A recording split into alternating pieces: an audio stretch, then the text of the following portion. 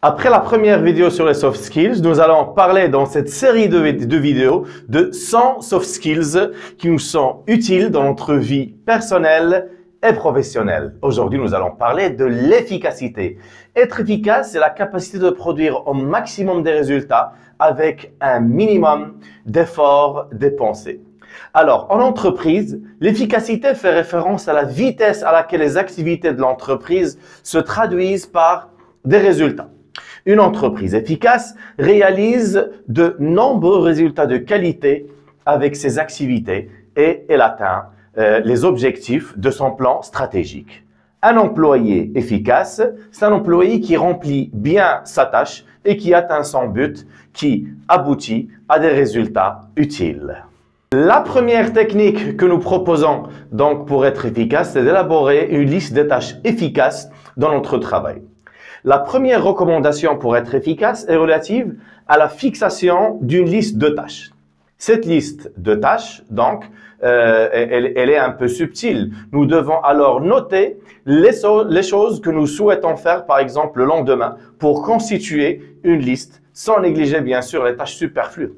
Il est fortement recommandé d'utiliser des agendas numériques collaboratifs tels que Google Agenda, le calendrier Outlook de Microsoft ou encore iCloud d'Apple qui propose une mise en forme très intéressante qui permet de réserver des créneaux pour un rendez-vous ou la réalisation d'une tâche en particulier. Il est à rappeler que nous serions plus efficaces si nous faisons seulement une seule tâche à la fois. Faire deux choses en même temps demande une participation intellectuelle active et c'est quasiment impossible.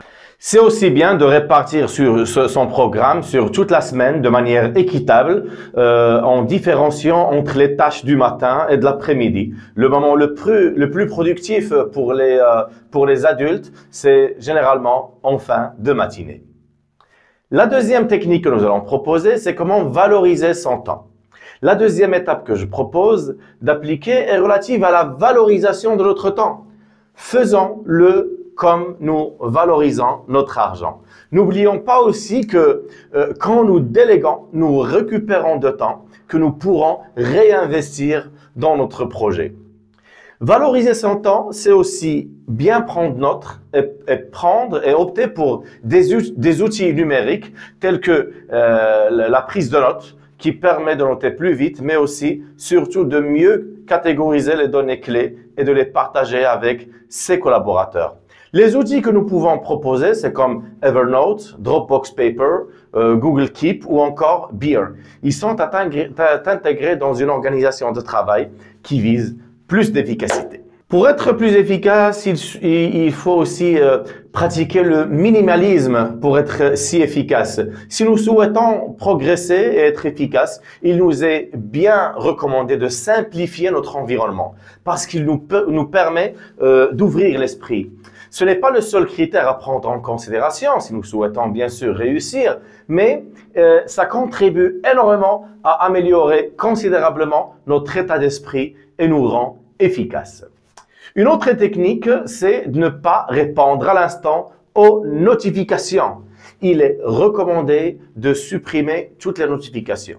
C'est beau de retrouver cette sensation agréable de ne pas être sans cesse pollué par toutes les notifications que nous recevons dans notre téléphone.